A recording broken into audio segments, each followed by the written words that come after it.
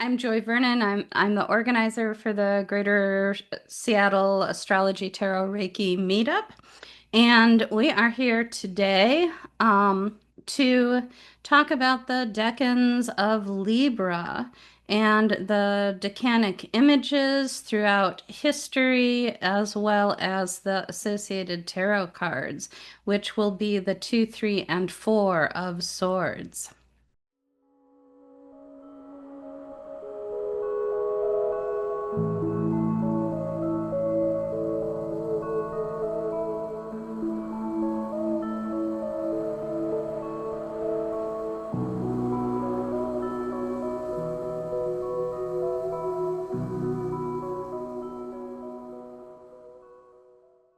And so now that I've done our basic introduction, I'll hand it off to John to introduce himself. My name is John Allen, and I'm currently the organizer for Denver Tarot Meetup and Denver Tarot Geeks, which this is affiliated with. And we've been holding a regular series also in astrology and examining the cards related to each sign as the sun ingresses into that. So we just a couple of weeks ago we did our Libra discussion, and so I like the way that this kind of like comes. It starts for us with the basics, and then we get into the more detail or the deep stuff when we come with this particular episode. Yeah, we definitely like to go deep here. There's a lot that comes out. Probably a lot of, I think a fair amount of people here have a good, or at least a working knowledge of astrology, but just in case.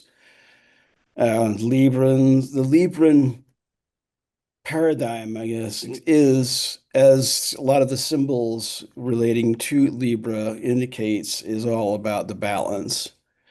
The scales is obviously a very, very appropriate symbol for what Librans want to achieve. Is basically just balancing not just the left and the right in our own lives, but also the inner and the outer things that particularly maybe cause a little bit of you know consternation in terms of conflict and opposition. But the goal is, at least the end game for Librans is to establish peace. And one way to establish peace is to make sure that justice is served, and justice is the card that is relating to Libra in the tarot world. And that also, if you remember that image, it is definitely an appropriate one and definitely in line with the traditional Libran symbol. Nice. So Yeah. prime the pump. What have you got anything else? No, no, No, that's that's good. good.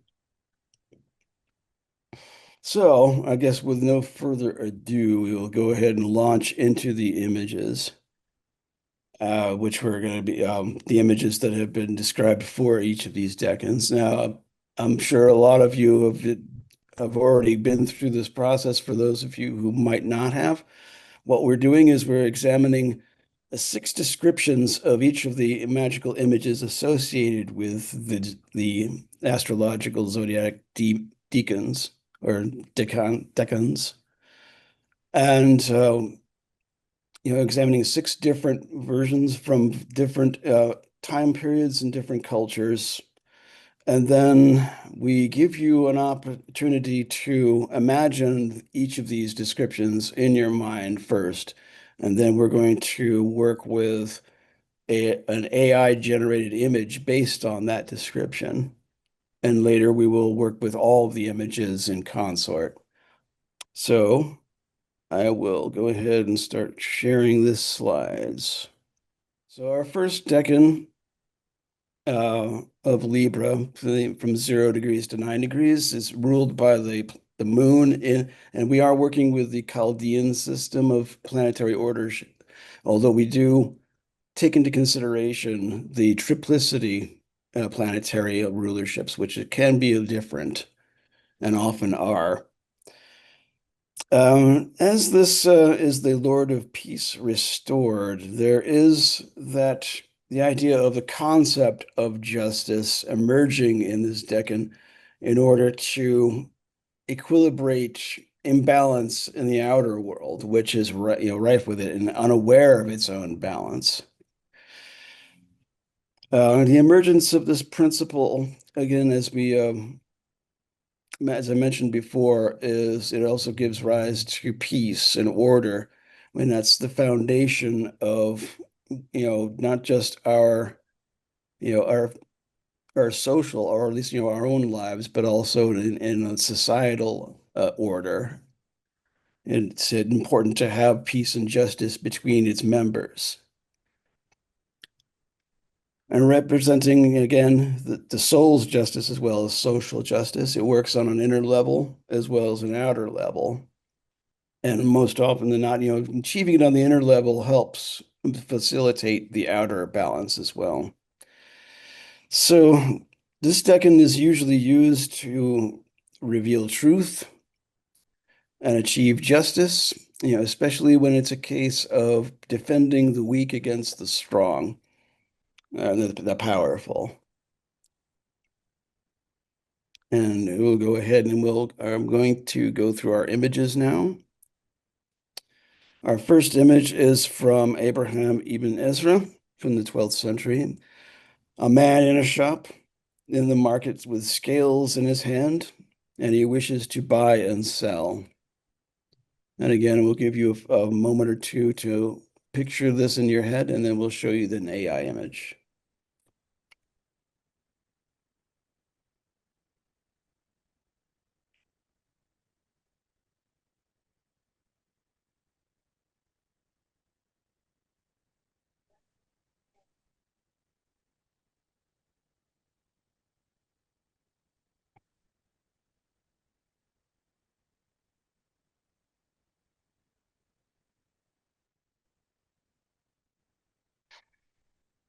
Our second description is from the Picatrix, also from the 12th century.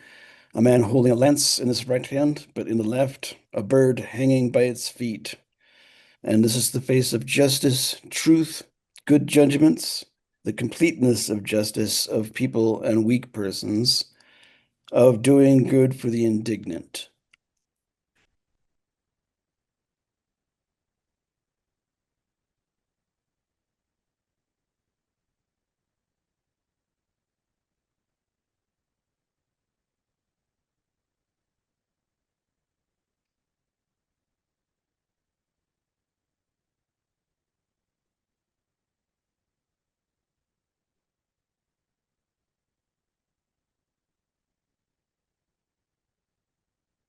Our third image is from Heinrich Agrippa from the 16th century, the form of an angry man in whose hand is a shepherd's pipe and the form of a man reading a book.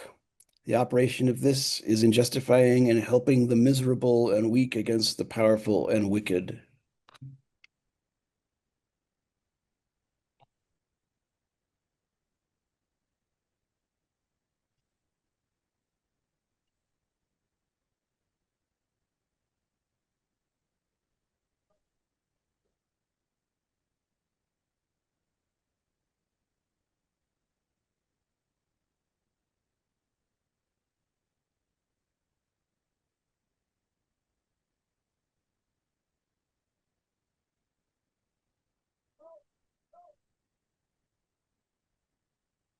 Our next image comes from Giordano Bruno, also from the 16th century. A man examining a book, holding a dagger or a stylus in his right hand.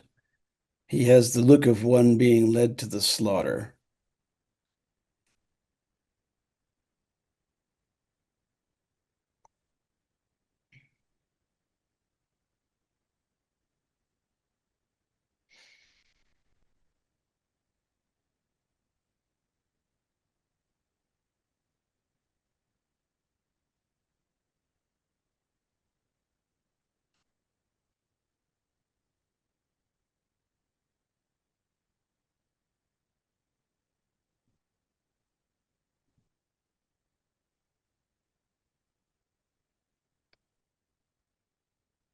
My fifth image comes from Aleister Crowley.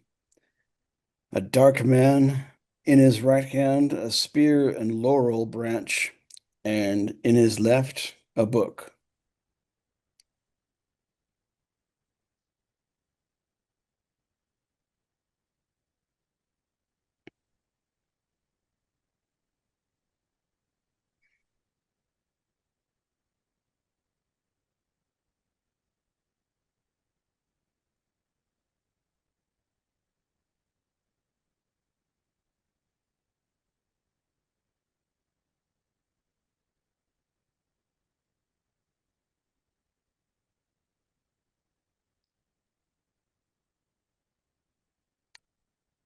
And now our final description is from Austin Coppock.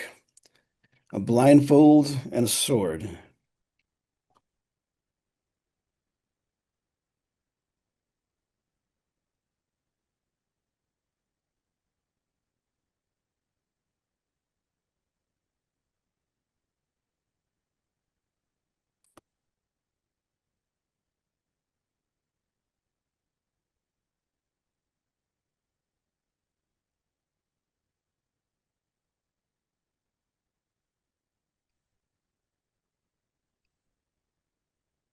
So now we are going to consider all six of these images. And in this next step in the meditation, we are going to just concentrate on that blank space in the middle, keeping the images in our periphery. Or if you choose, you can meditate on each of the images um, as a collection and see if there's another image that comes into your head and springs to mind as far as this decan is concerned. So we'll give you a few moments to do that.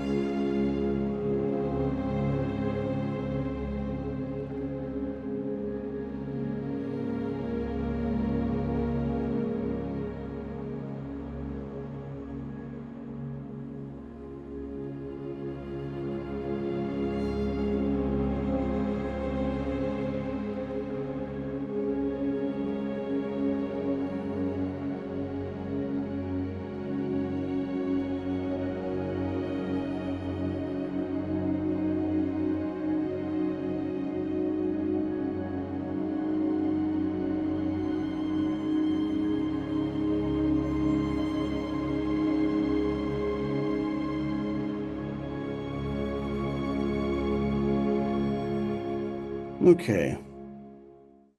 Now we can open it up for discussion on the images that we see here, or perhaps the images that you saw.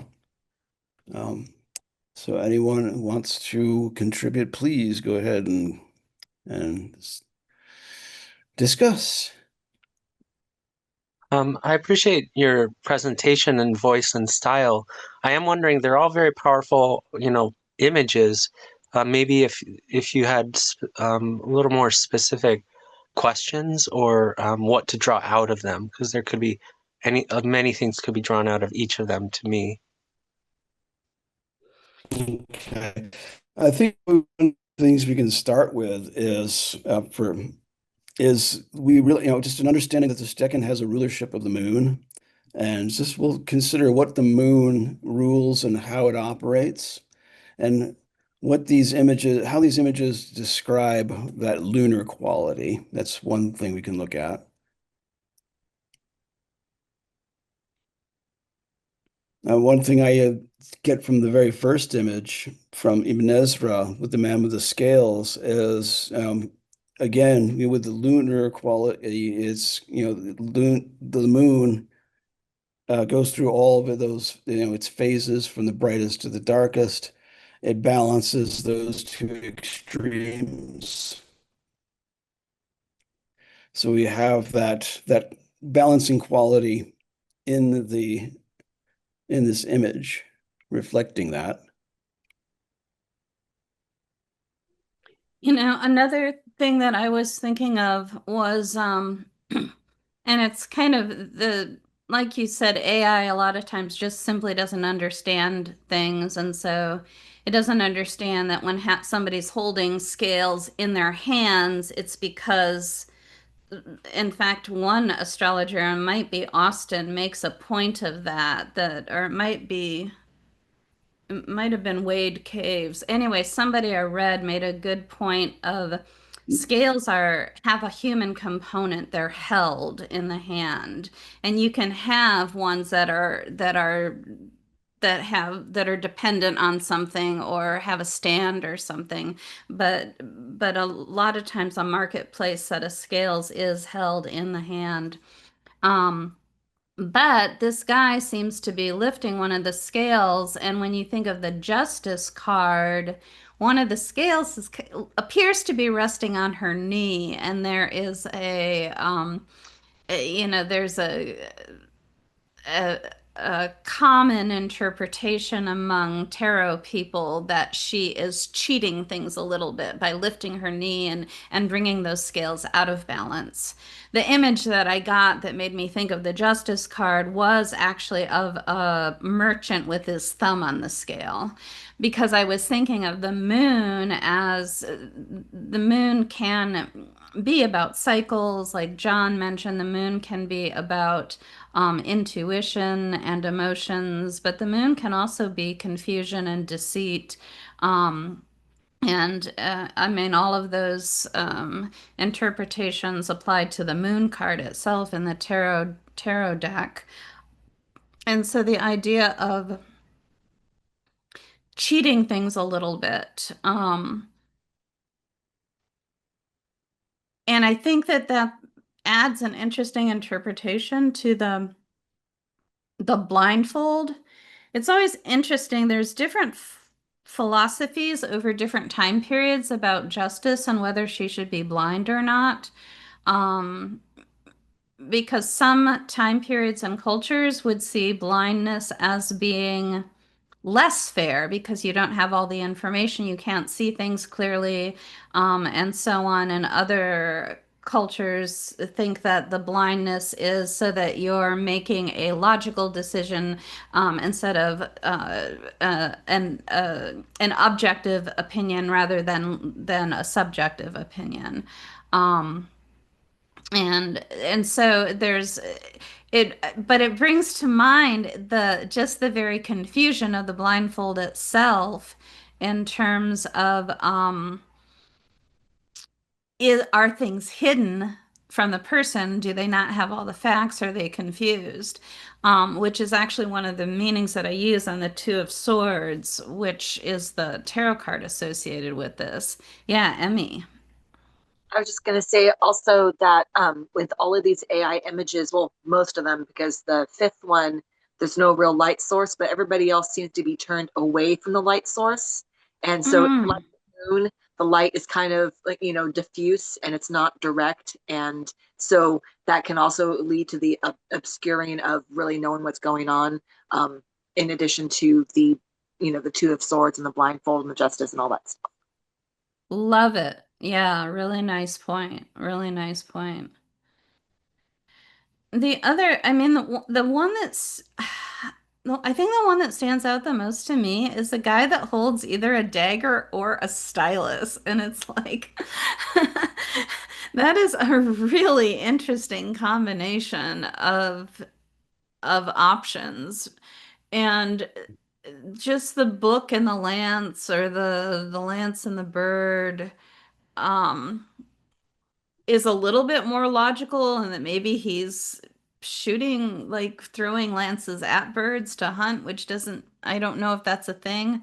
Um, but just this kind of contrast between the book, which to me is about studying or recording information or something like that, and the stylus, which would be a way of writing in a book.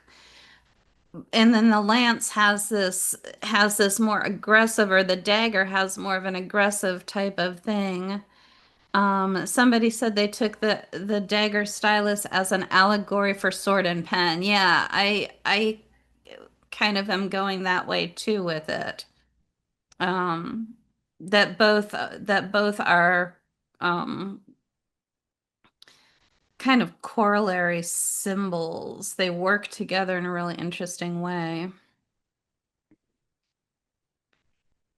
Anybody else have any thoughts along those lines or other lines?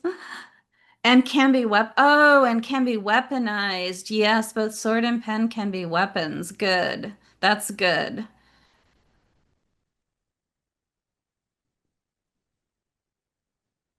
That's interesting.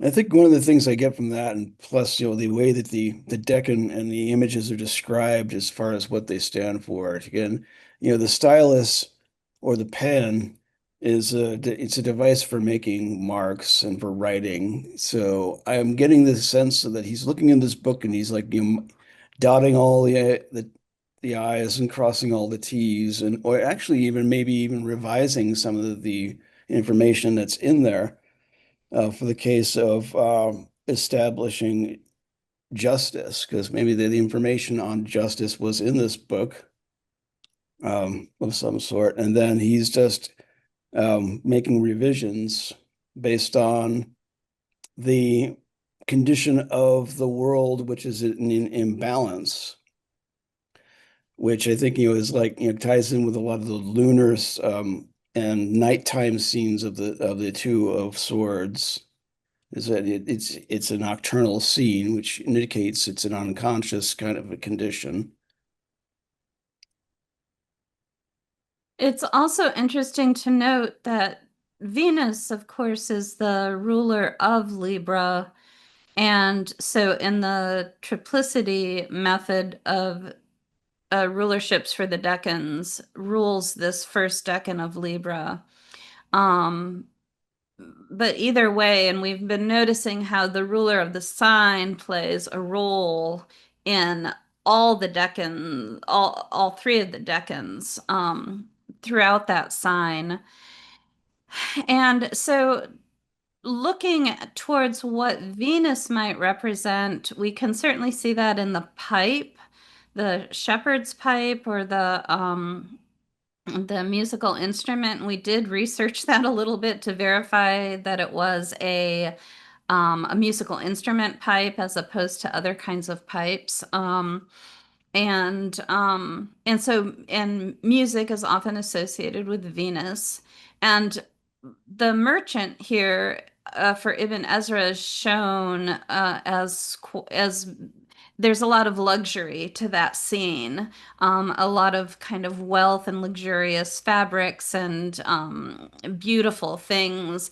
And so those are definitely Venus influences. And I think that Venus influence can bring out the guy by the time we get to the fourth image, which I think is Bruno. Then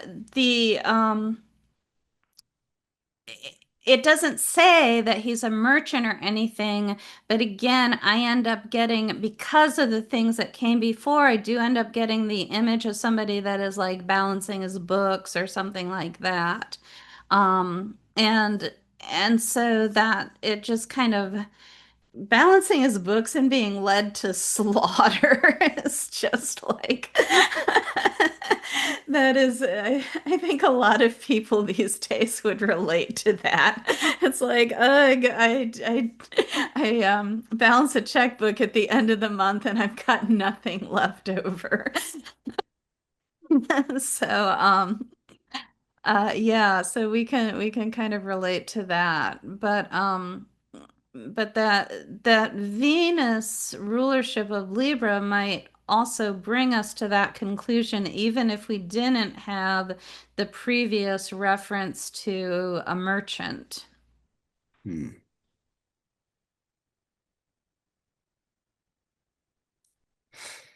I'm thinking too also about the pipe, because that's something that was on my mind too when I was when we were figured out that it was supposed to be that type of pipe and not originally we had one which where the AI gave us a smoking pipe instead, and it looked like the image looked like two 19th century superheroes or something like that. You know, like we're out to you know out to fight for justice for the poor and downtrodden. It had a little bit of a Sherlock Holmes and Watson It look. did. It did. So I So like that. I'm kind of sad that that image had to be scuppered for this one, but then again, you know, the point I guess the point I was going to make was, you know, the shepherd's pipe. I think, you know, it's not. I don't think it's just for pleasurable use for the shepherd. I think it has an actually a utilitarian function in herding the sheep as well. It's kind of almost like, you know, sheep, come on, let's go. You can whistle and they come when they're called. Yeah, something I like that. like that. I like that. And it's again, you know, I guess, you know, the clarion call that comes up and it's like saying, look, we've got to get things organized. Things are kind of, you know, falling apart here. Let's, you know, get the sheep back in their flock. Let's get the everything else in order.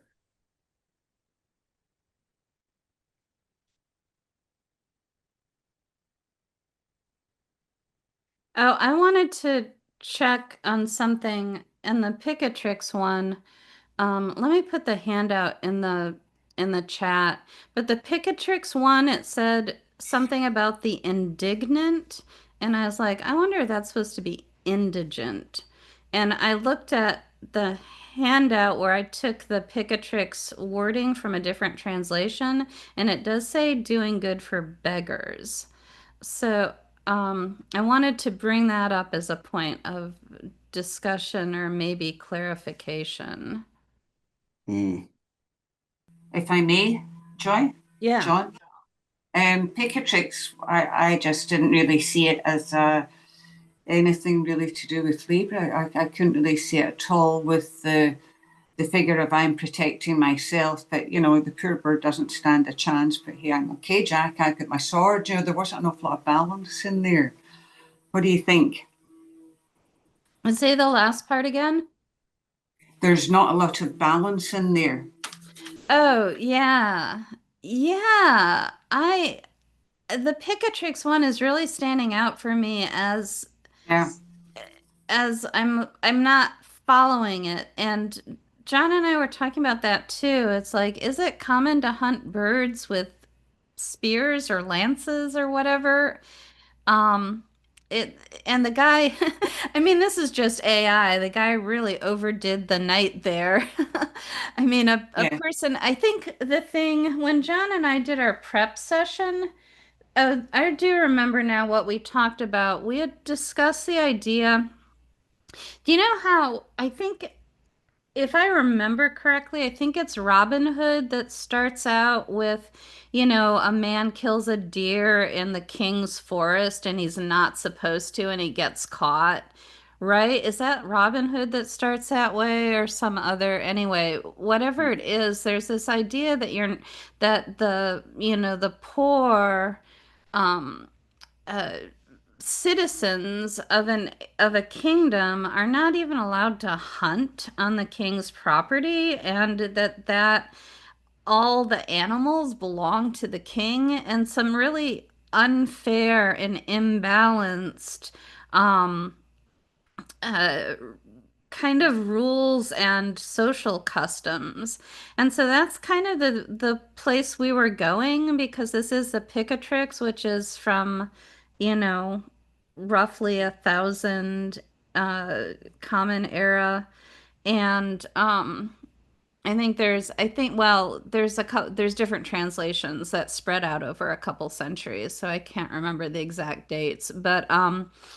But yeah, we were like, is this a case of just like some guy that's like, I just need to get a bird that I can bring home and feed my family for dinner tonight. I'm not trying to, you know, get some big animal or hunt like tons of meat or something. And John was pointing out that that's what the king would do, is he would go out and hunt as many deer as possible and, slaughter and butcher and preserve the meat to last through the winter. And he would have like abundant stores, which is Venus. And here's just like one little citizen that's trying to get a bird for dinner, and that's more like the moon.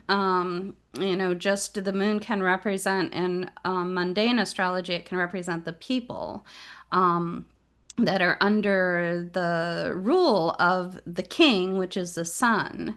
And so that to us did kind of start to address some of the social injustice and some of the other things, this whatever that thing says, complete justice for the people and weak persons and doing good for beggars.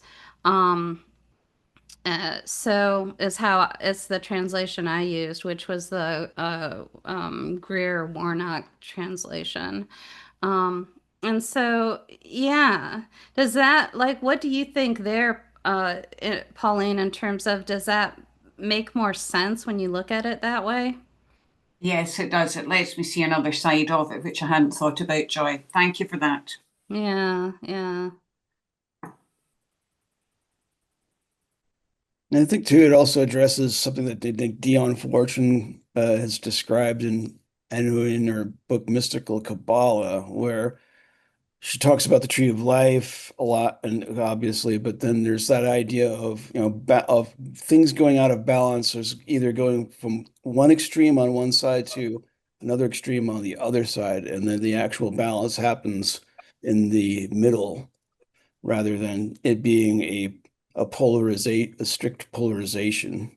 It's more like a system of 3 points. And here I think is like, the case of too much force being applied to the task at hand. Mm, mm, It's like, like shades of the Eight of Swords, or like, a little bit. interesting.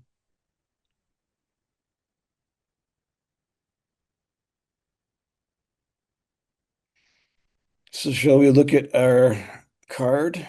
Yeah. Okay. Again, too, when we do this, we do a side-by-side comparison and we select one image of the six, and then compare it to the traditional Rider-Waite-Smith image of the card that is associated with. And in this case, I decided to go with, let me see if I can get here. We went with Agrippa's image with the pipe. And here we have our Two of Swords.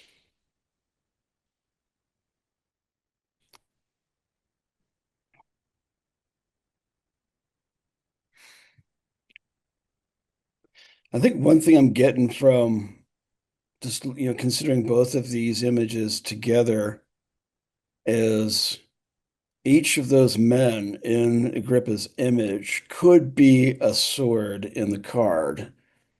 And that one of them, the angry one who's holding the pipe, is the one who, or at least the side of the equation that calls for action, whereas the other side of the equation deals with accumulating knowledge and wisdom, I guess.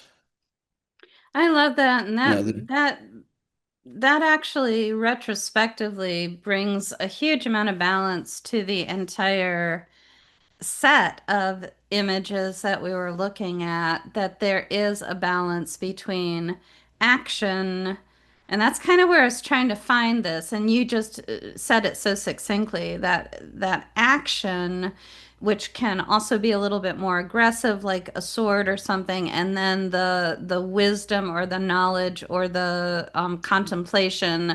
We need to think about this, we need to study this, we need to, and that is such a justice thing of trying to balance those scales of, and that's the justice card with her scales in one hand and her sword in the other hand.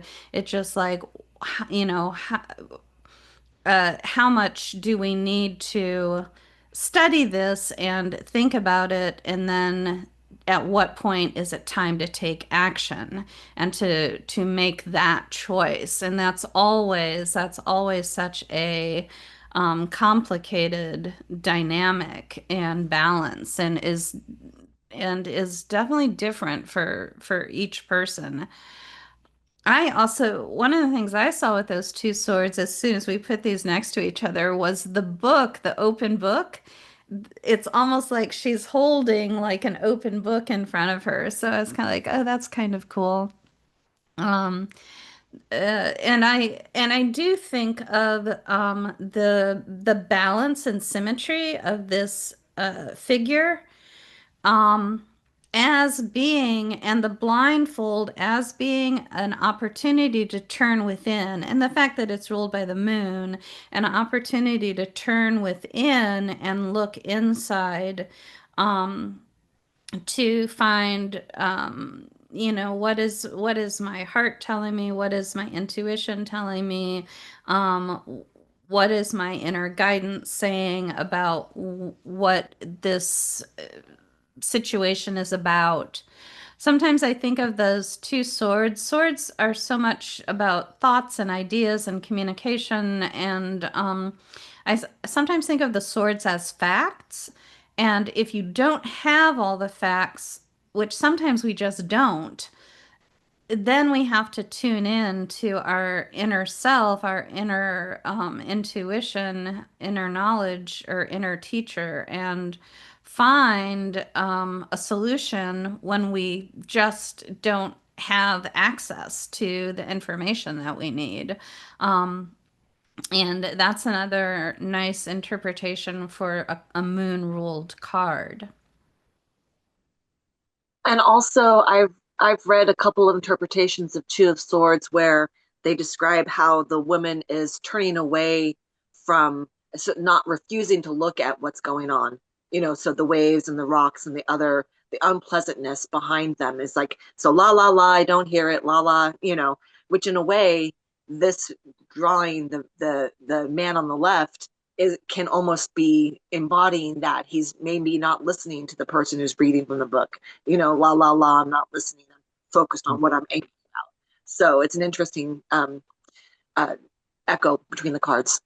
Interesting. Yeah. I hadn't heard that before, so thanks for adding that. to my lexicon.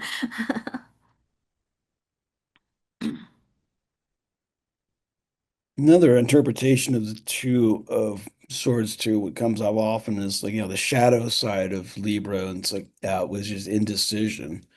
Yeah. The flip side of being able to balance conflicting information, and then if it goes too far in that direction, just becomes, complacency, Yeah, good example. which doesn't count. Well, and what's the it's Peace Restored in Golden Dawn, but what's the Crowley title for this card? It's Is just it simply peace. Oh, it's Peace. Yeah. I do hear it called stalemate a lot or something else along those lines. And I think that goes along with what you're saying, John. It's just like stuck in the indecision to such a degree that you're not able to move forward. Yeah, I definitely see that. And it is peace restored. So the implication there is that it's following a conflict, and that Yeah. is the peace is more it's more like a detente than it is an actual agreement that we would to be nice to one another. It's like peace through strength instead. Yeah, détente is another really good word for this. Nice. Does anybody have any other observations before we move on to our next decan?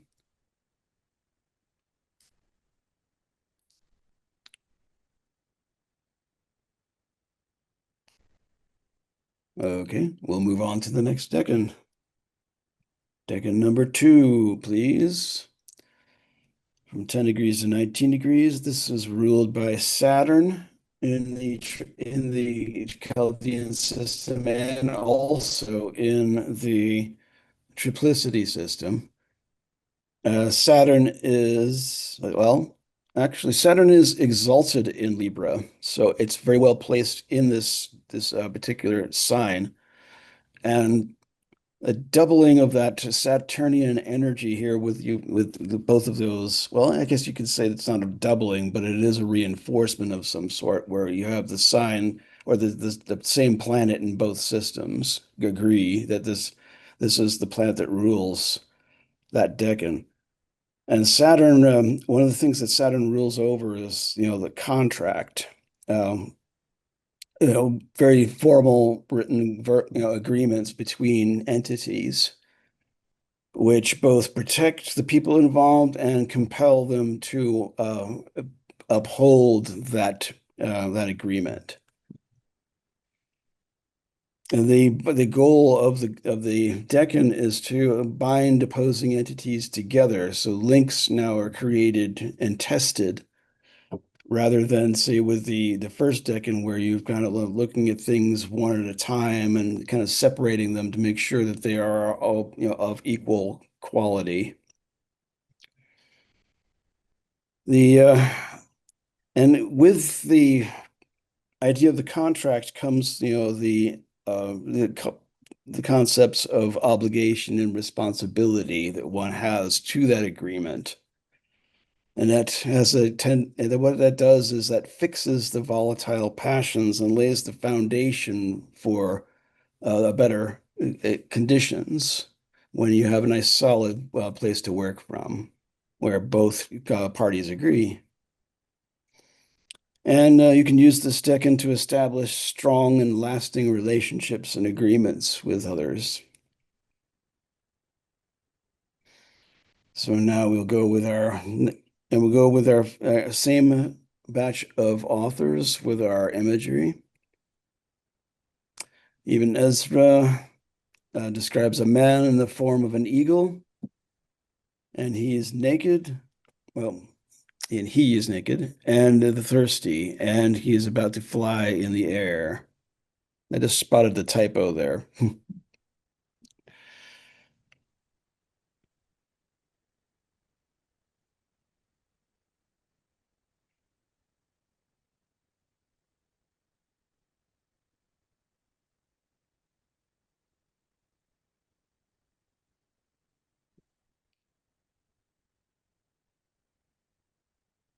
And AI has strict rules about certain things. Nudity is one of them, so we can't provide that, even though it is a very valid symbol.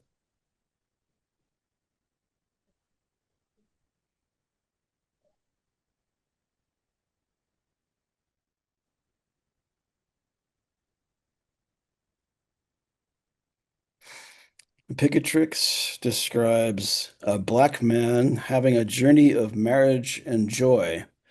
And this is the face of quiet, joy, abundance of the good life.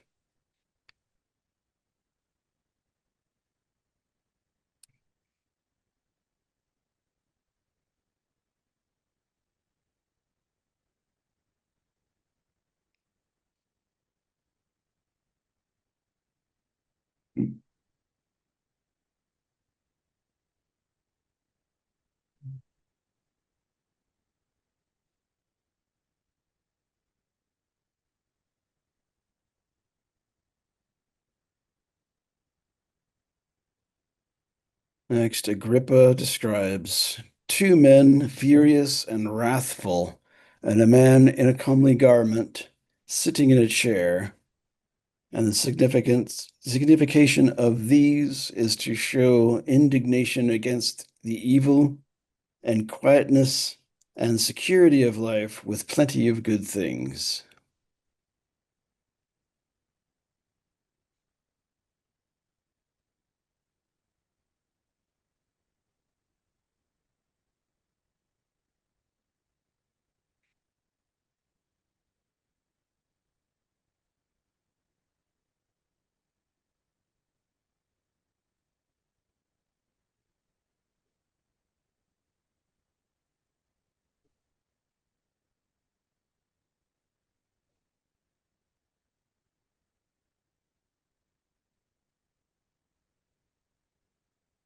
Bruno gives us two people are arguing and causing a disturbance before a seated tribunal, who each have two rods, one stretched out in the right hand, one uplifted in the left.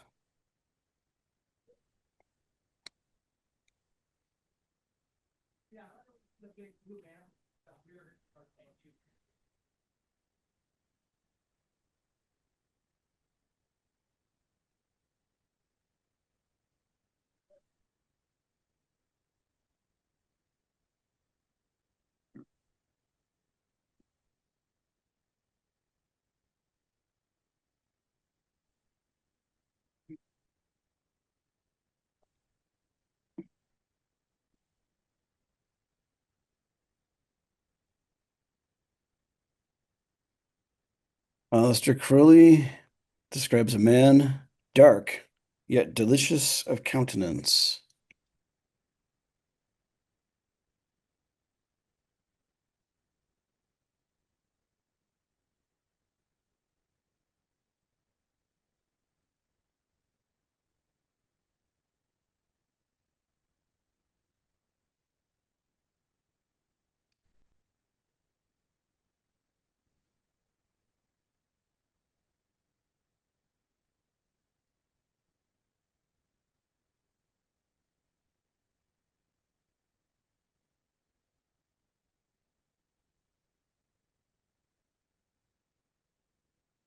And Austin Coppock gives us the two links of a chain.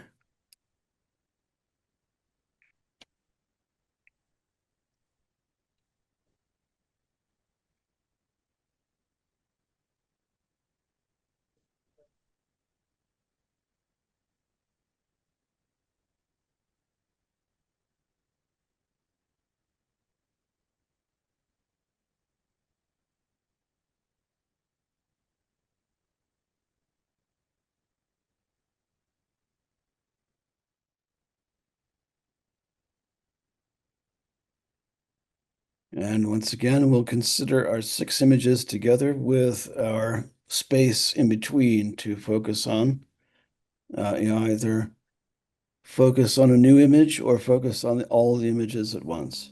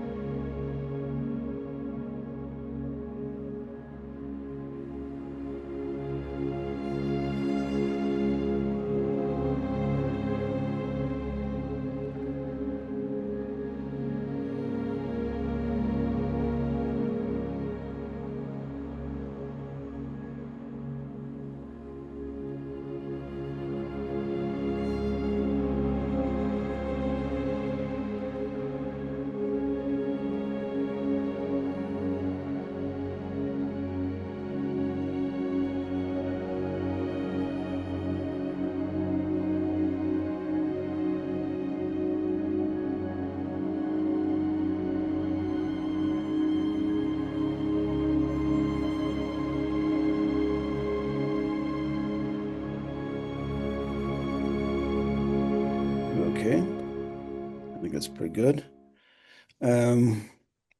So we'll open it up for discussion once again.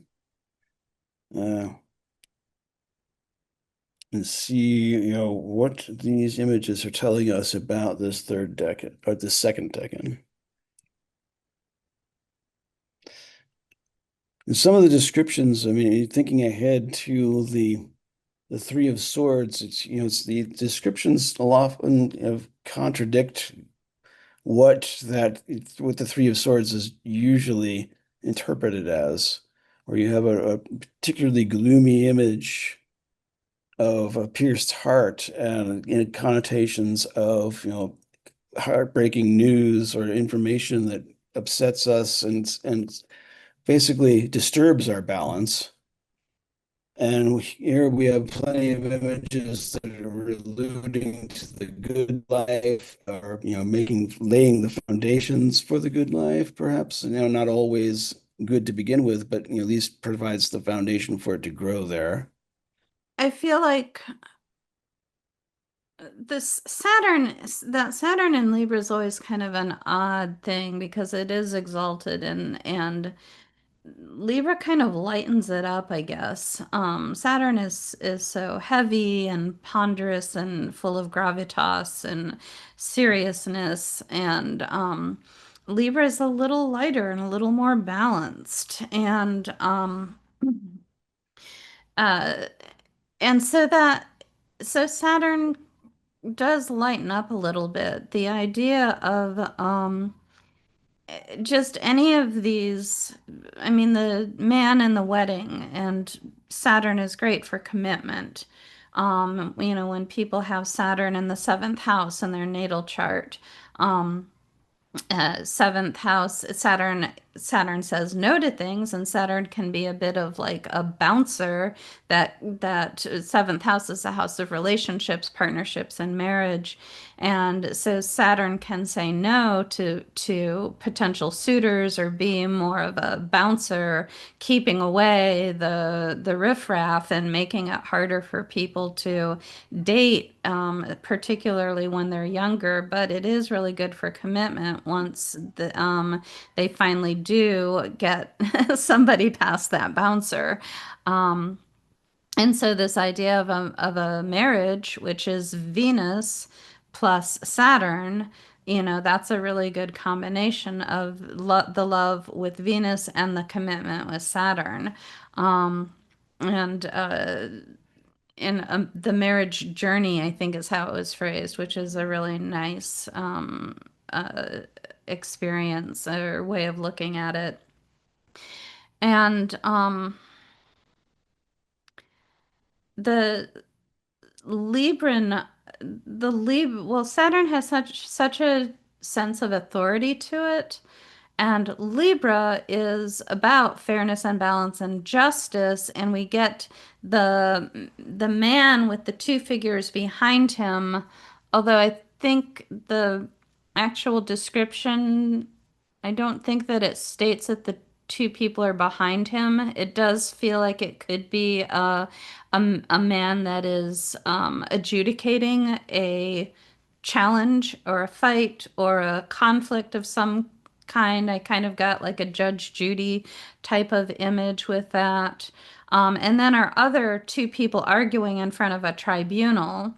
And so again, the fairness of and adjudication of Libra, along with the authority and final say, so to speak, of Saturn, those things make pretty good sense to me. Um, I don't know why the guy is delicious, except that it's Venus ruled, but I Mm. do appreciate that. It's like, yummy. And then of course the links of the chain have to do with the balance of two things. One thing supports another thing, and the strength and uh, s stability that we get from Saturn. For some reason, I can see it in each individual one, but I'm having trouble like tying it all together into something. Anybody have a way of connecting all of it? I think, well, most of what was said there I mean, there's a lot of legal overtones to everything here. You have the tribunal, you have the man sitting in the chair with a comely garment, which, maybe alluding to some kind of an authority or judge, and the commitment of the man for the wedding. I mean, all of these have a legal side to them, whereas, and again, maybe, it's the case of like, where you have Saturn is basically working for Venus here. He's not, the say all for it. He's working under a Venusian type of paradigm. So he's working with those Venus qualities and setting up structure of them, which I think is probably, one of the more important things that, the positive things that Saturn can provide is structure and stability and endurance, which I think, when people get married, it's for the long run. And the two men in the legal chamber, I mean, it could be like, a scenario of, is so and so guilty or not, or is this law good for us to pass, or whatnot. And it's working out all the fine details and getting to the point where maybe those two opposing uh, entities that are being trying to be balanced are kind of a little more enhanced and more, they seem a little more farther apart. And so negotiation is often required in order to establish that peace that Libra is after.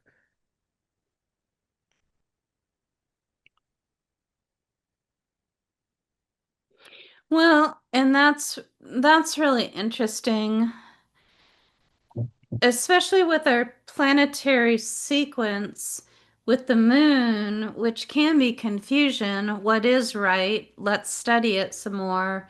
And then Saturn, which is such an authority, um, and and a little more strict. The Judge Judy thing keeps coming up. And then our next one is going to be Jupiter. And Jupiter is also considered a magistrate or somebody that negotiates or that advises. Um, and but he's going to be a little bit more generous than Saturn will be. Um, and so just this, and it seems like that often is three. I don't know if it's just three different ways or if it's a sequence that you have confusion about how should I manage this decision or this conflict, whether it's within myself or with another person. That's the moon. And then, you go to a strict authoritarian Saturnian, okay, this is the way it needs to be done. This has got to, we're coming down real strict and very legal about this. And everybody has to follow the rules. And then we evolve into Jupiter as being fair and balanced, but also being a little bit more generous than Saturn. I don't know. These decans, some of decans apply to the cards like just really easily. It's really easy to see it. And some it's like, I think I have to work with this a little bit to see the connection. I mean, Saturn just ruling the Three of Swords is great. I mean, Saturn is loss and sorrow and all kind of definitely. That's not confusing, but to then reconcile the bigger picture of Saturn in the second decan of Libra and all of this, it definitely brings to mind different images than I would think of with the Three of Swords. Well, Any other? Well, bearing that in, like I was about to say, bearing that in mind, we could move on to our comparison. But if there's something else that anyone would like to observe about this, then yeah, we'll open it up before we do that. Okay, there we go. It's like that Monty Python sketch with the job interview. He asks him a question, and he goes, 5, 4, 3, 2, 1. Too late. Okay, so again, we're going to Remember, you can always use the chat too. yeah. So we're working with Agrippa's image and comparing that to this.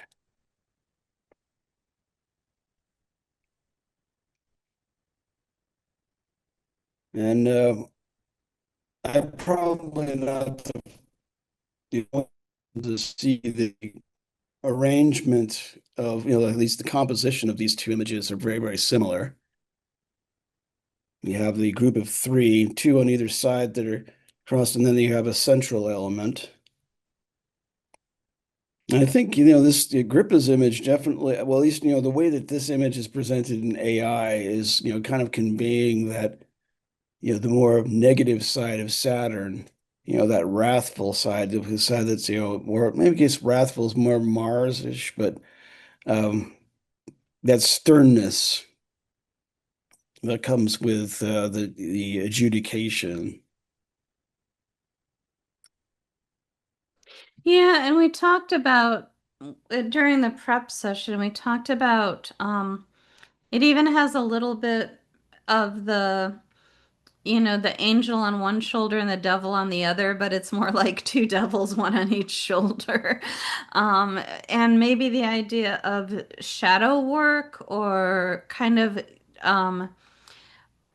getting your um,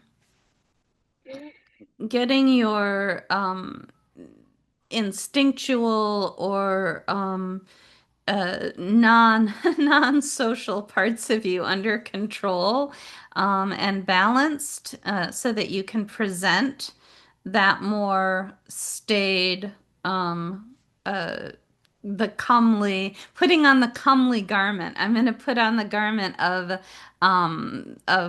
fairness and balance and social ease instead of letting my anger come out or something like that. Yeah, Emmy. I mean, I was also thinking that in this image, all three people have their eyes open and they are facing the difficulty straight on. They're not hiding from it. They're not turning their back at it, and the Three of Swords, part of this, there's not necessarily the dawn in the background like you have in the Ten of Swords, but because it's so early in the journey, it is like you have to deal with the sadness because then you can move on and you can recuperate. So in a way that they are facing this sadness straight ahead, of the gray and the cloudy skies, that are behind them as well. Nice. Yeah. And somebody posted in the chat, my mind is having a hard time reconciling this Decans image, but I could see these two images aligned if you look at the Agrippa image as foreshadowing. Oh, interesting. Yeah. Yeah. And we do find a lot of times, I think it's usually Emmy that points it out, but it seems like a lot of times we do get a sequence that one image seems to precede or follow the other. And that's a really good point here for this one, that given the situation happening in the Agrippa image, that could lead to the sorrow of the tarot card. Interesting. Yeah, I kind of see it as, the Agrippa image is like you are the defendant in a tribunal, and this is the judge, and he's about ready to pass sentence, and then the sorrow is the consequence of that sentence provides hardship and a difficulty, but it's also, something that has to be a decision that had to be made in order to establish justice and balance. So it's Yeah. not, an indignant type of hardship or as something that you might take as, as being unjust in and out of itself, but it's more in the service of justice that it happens. Yeah, it brings kind of you do the whatever, what did they say? You do the crime, you pay the time, do Don't do do the the crime if you can't do the time. yeah, that's it. Don't do the crime if you can't do the time. Yeah, that kind of brings that out a little bit.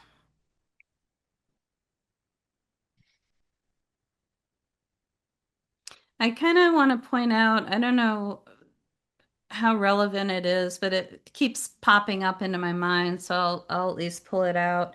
The threes are associated with Bina on the Tree of Life, and Bina is associated with Saturn as well. And Bina is feminine, which is, one of the um, traditional images of Saturn that is a feminine image, and it has a maternal quality, but also it has two faces, a maternal quality, but also a kind of barren, uh, um, kind of barren old woman type of quality to it as well. And so there's a underlying kind of feminine quality to this that AI wasn't picking up on, not actually understanding symbolism, and certainly not having a background in Kabbalah. But the However, you do have that triplet. You have the three pillars represented in the image in a way. yeah, You've I got guess two we do. extremes, and you've got the middle. Yeah, we kind of have more of a Hesed Gevurah to Ferret maybe Yeah. arrangement going on. But that I think that I don't know, there's something about I don't know where I was going with this, and I don't know that I had a point when I started talking, which is one of my major flaws. Sometimes I find a point as I talk, and sometimes I don't. Um, but I mean, we always associate that Three of Swords with heartbreak and sorrow, and that seems more. It just seems to come up more when we're talking about relationships, but the idea of, I made a mistake, I did something wrong, and now I'm dealing with the consequences, that's such an important, and that makes me think when the Three of Swords comes up and it doesn't quite make sense, and you're like, well, okay, you're sad about something. And that's a valid interpretation, and it usually ends up solving, being relevant. But to go into a slightly deeper, you know, Saturn ruling this decan of Libra, it's like you did something wrong and you're paying the consequences. Um, you know, you you weren't able to maintain balance. Three is not well, three is balanced. Sometimes the odd numbers are considered, in some philosophies, the even numbers are considered balanced and the odd numbers are not balanced. But then again, Buckminster Fuller said that the triangle is the most stable of all shapes. A three-legged stool doesn't wobble. And so there is quite a bit of sturdiness and stability that we find in the number three. This is the middle decan, so it's the fixed decan.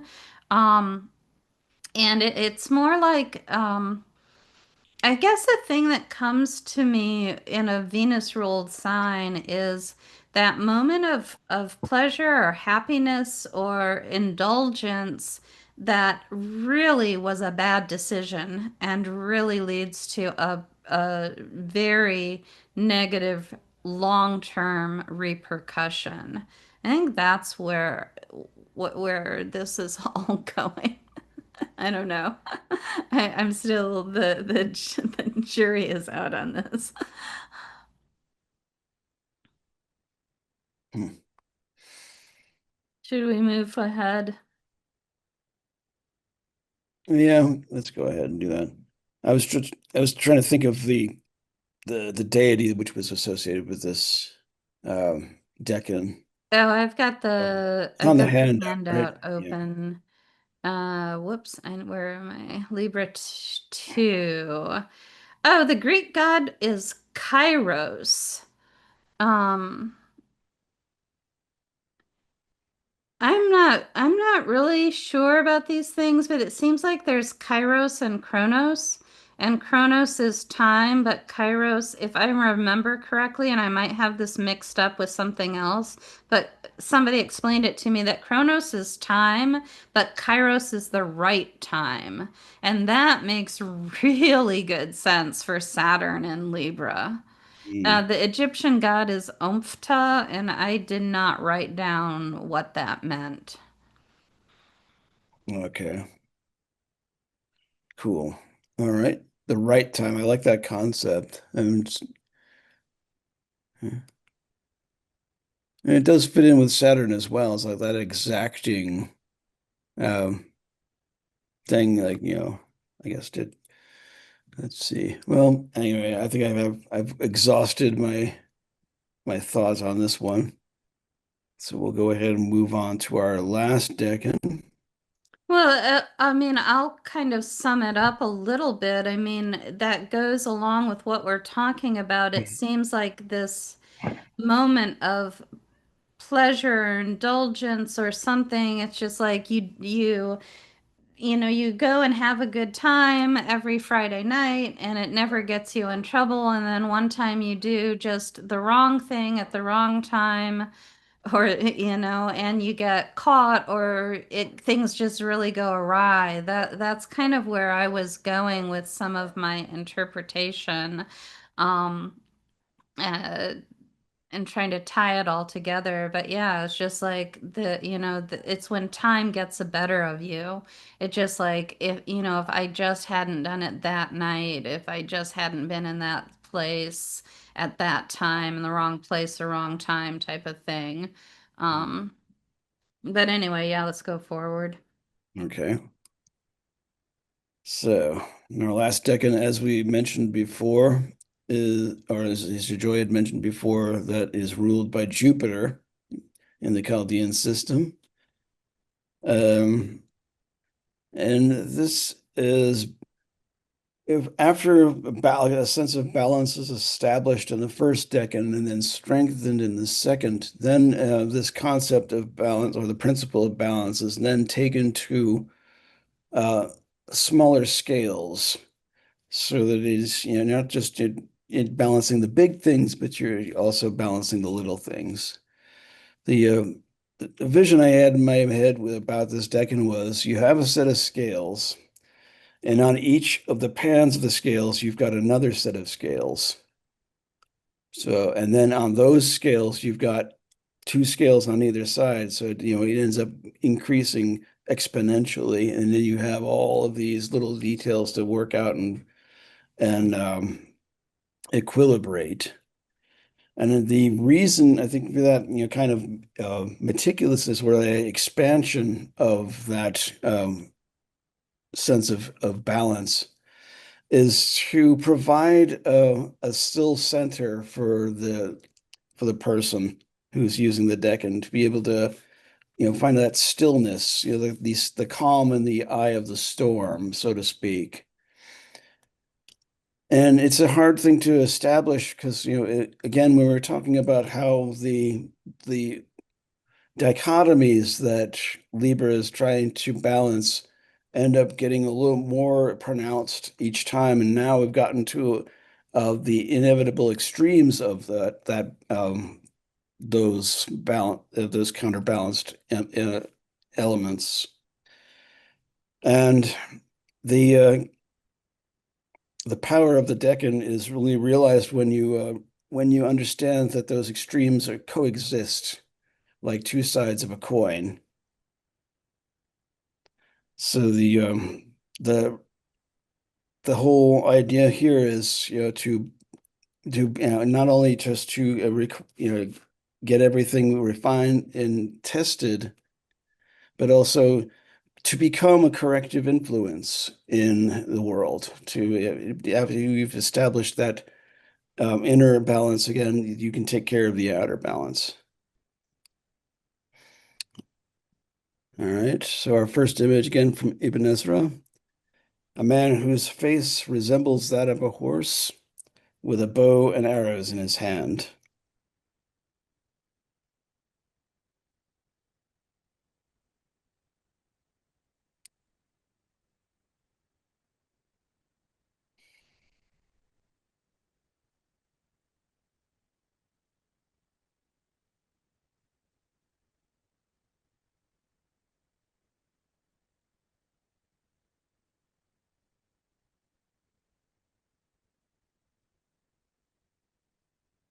From the Picatrix, a man upon a donkey, and before him a wolf. And this is the face of evil works, sodomites, adultery, of songs, joy, and taste.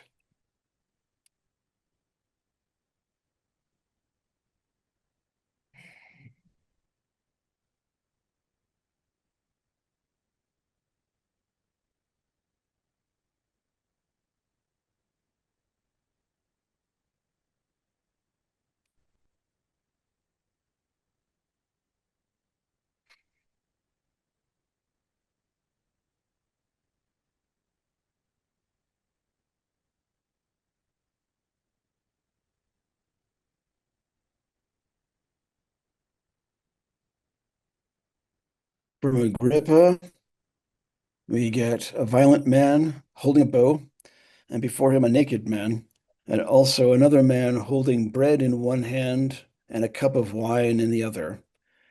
The signification of these is to show wicked lusts, singings, sports, and gluttony.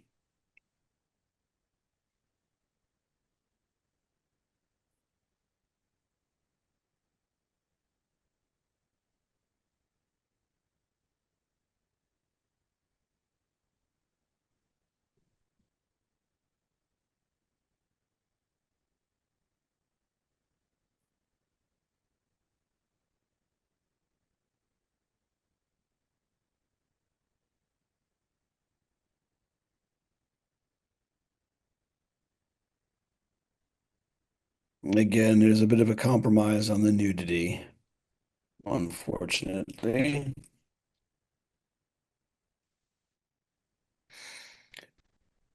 Bruno gives us a warlike archer who is followed by a man carrying bread in his hand and a goblet of wine, and a naked man goes before him.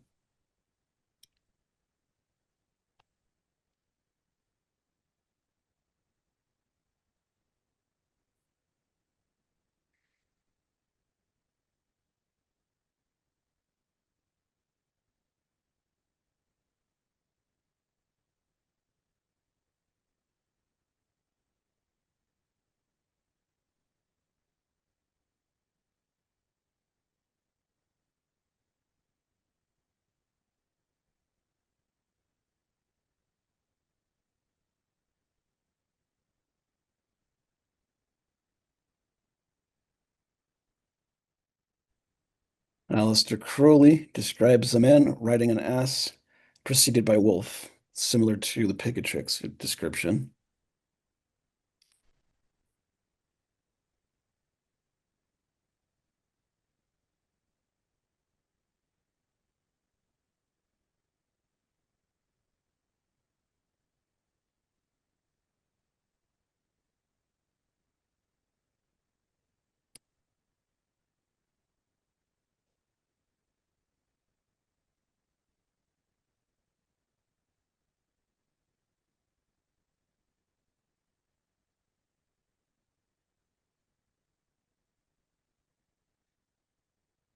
And Austin Coppock gives us simply a gyroscope.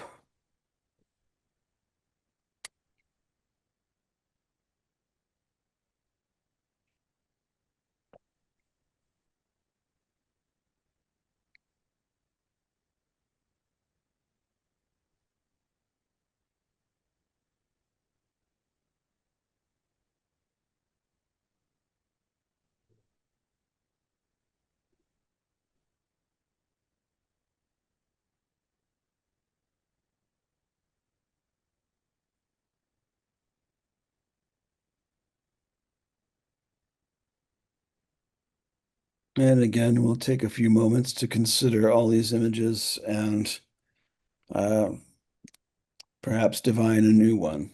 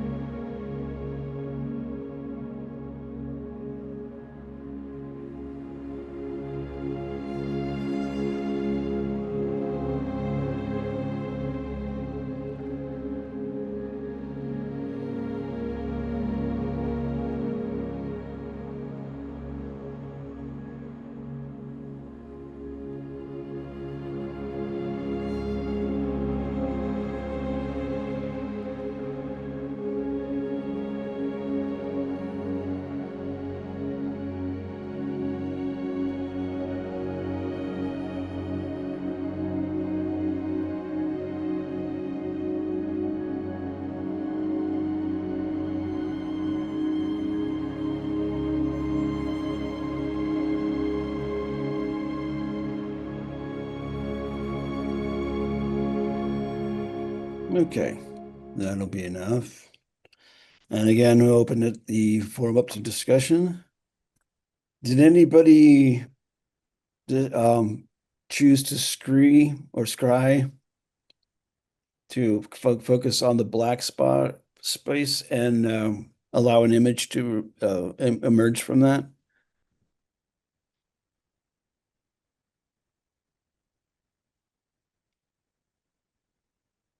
That's often how I approach it, but I've always had trouble with that particular practice, so it doesn't often work. Hmm. So, but if anybody else did, I'd be interested in hearing about it. Now, the image that at least the images that I find the most intriguing of these are the ones of the man on the donkey being with the wolf preceding him. You know, because there was some question too about in this, the Picatrix description, like what's the the activity of the wolf was, whether it was actually leading the man or if it was confronting it. But I think Crowley kind of put that into the right perspective and said that is basically ahead of the man and leading him. So you have a man who's riding a domesticated animal, a tamed animal, being led by a wild one. And again, you have those two extremes coming to bear. That's one example of those two pronounced polarities. Yeah, Monica. Yeah, so I guess for me, I was more pondering, as often I do, Kopic's choice of imagery. Sometimes it's so on the nose, and sometimes it's sort of cryptic. And so, to me, it really ties in, I guess, more with that Lord of Sorrow, but not really. So it's still spinning with this balance, but gyroscopes tend to kind of push the limits with where they wobble sometimes. And so that's where my brain was focused on. I don't think I had anything, poignant to say about it, but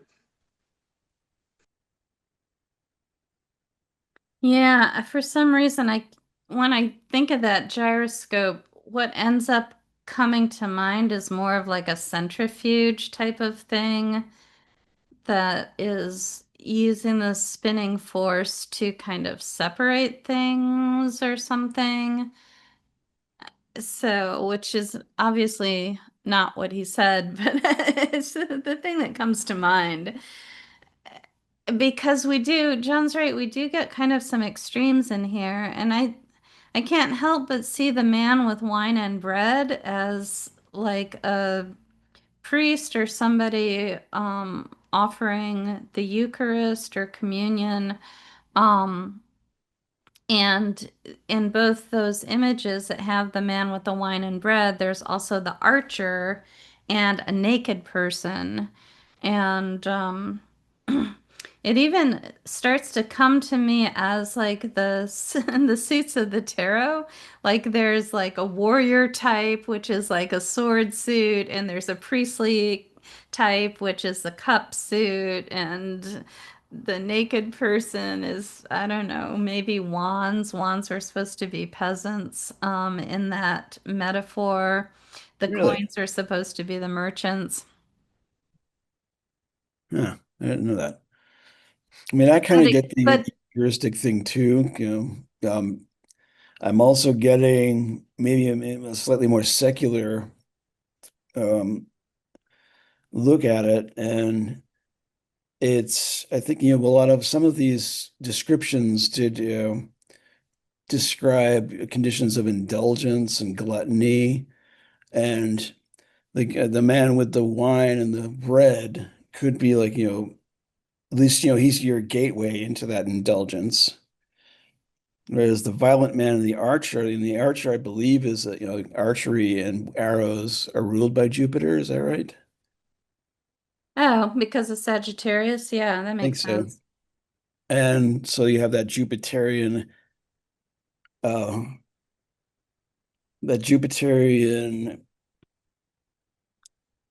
mindset in the Decan, but it's being tempered again by Venus, who's the overall ruler of the sign. I just see, it's like, and we're going to be looking at Agrippa's image anyway, but looking at Agrippa's image, and you've got, at least, the way that it's set up is these two characters seem to be like keeping each other in check. Like, the wine and the bread, if you look at it in a religious context, it is, being, accepting I guess, the larger identity of that paradigm, as opposed to, being the violent one who steps out and, wants to conquer the world. Yeah, and I think especially when I was trying to compare it to the tarot suits, there's a certain, and especially we consider ourselves to evolve past this, although I don't think that's true.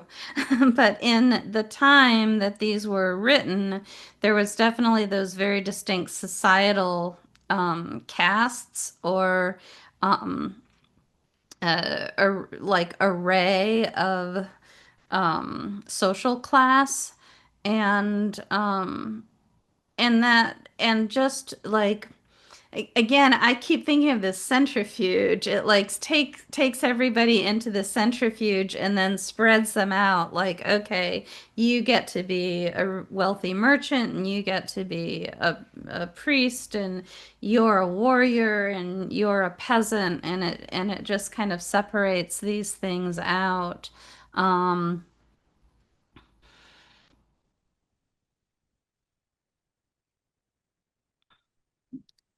I don't know the if that I don't know the level of relevance, but that I keep coming back to that. So I guess I have to work with it some more. Should we go ahead and do our comparison then? Yeah, for sure. That'll wind things up, I think. So we'll go ahead and work again with Agrippa's image. And we have alongside it the Four of Swords.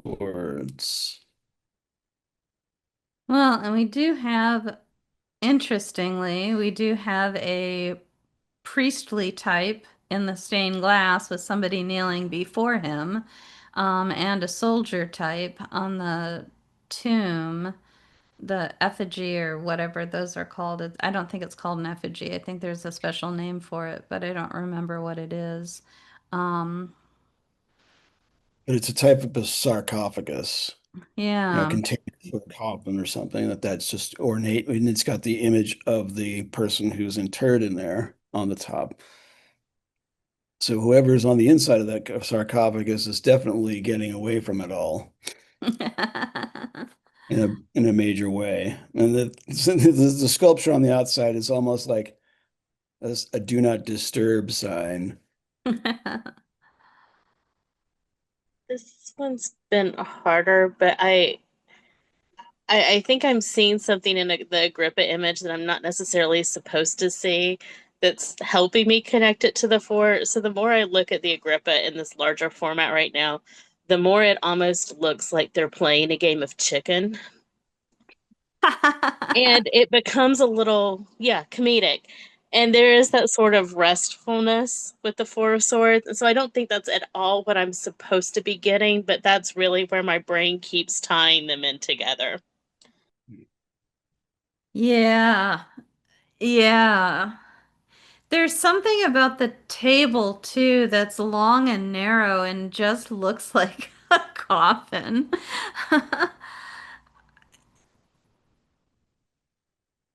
And I like that this kind of goes back to we were seeing with the previous Decan, we saw that man with the two wrathful men behind him, and it seemed like he was trying to overcome his animal nature or some such thing is kind of one way of interpreting that. And this seems like the opposite with this archer and this man with bread and wine. It's almost like the archer is trying to destroy or take out his better nature, his whether it's his pleasure nature or whether it is his spiritual nature, saying, I don't need you right now. I've got to be fierce. I've got to be aggressive at this time. You need to step aside and give me all of my um, anger and power that I need um, so that I can get this job done or something like that. So yeah, it's not necessarily in the Agrippa image, it's more the way AI interpreted it, but it does open up some ideas. And we lost another person who has to catch a bus. but we're pretty much at time anyway. Do you have any other thoughts, John? Other than I guess probably just to maybe add a little footnote to what you just said. I'm almost, kind of like seeing that, that you have um, that call to action with the guy with the arrow, but then you have it's almost like, one is like, an outgoing type of, action oriented type of thing, like we saw I think in the second deck or the first decan. And then the other guy is representing a more, passive approach and the taking in of things. You And so know, it's a case of like, here I am in my restful position now, trying to decide which is the most or appropriate course of action. well, and this reminds me of some of the things we were talking about last week when we did our prep session. And I think one of the things that had come up, if I remember correctly, is the idea of because in the Bruno image, the archer went first. No, it was the archer followed by the man with the bread and wine, but then the naked person preceded them or walked ahead or something like that. But I think one thing we ended up coming up with was this idea of what is your fight for? Who are you fighting for? Mm. What is this aggression supposed to accomplish? And it's not a case of I'm confused like the moon, and it's not a case of we're just going by the authority of the law or something in Saturn, but it's when you make it personal and saying, I'm protecting my family, or I'm protecting those who are weak, which would be symbolized by a naked person. Um, I'm protecting my ideals and beliefs, which might be symbolized by a priest if this person is representative of a priest, or if they're just, this is my family at home trying to just have dinner and not be threatened by the prospect of war or inequality of any kind. I mean, literally during COVID, there's no bread on the shelves, in the grocery store. It's like I need to have, there's certain bare minimums that we need to be able to maintain for our own, uh, for our own, I don't know what the right word would be. I don't want to say health. Like a lot of people have a lot of negative connotations with bread and health, but that's part of it. Just for my daily needs of what I need to have the nourishment that I need. Um, so yeah, the idea, and this makes this as a sequence, it makes these decans make sense. I don't know what I'm fighting for. I'm confused, the moon. I'm just going to fight by the book and by the rules, Saturn. And now I'm fighting because I have a really personal um, uh, reason and motivation to do this. Um, Again, it's not tying that well into the tarot cards, which is a big flaw. But maybe if we keep working in that direction, it might end up arriving at some point. We're kind of at the end of our time, so we might have to um, Well, I, give I do up. have I do have to run as well, but thank you both for doing these. They are appreciated. Yeah, absolutely. Thank you for coming, Monica. Thank you.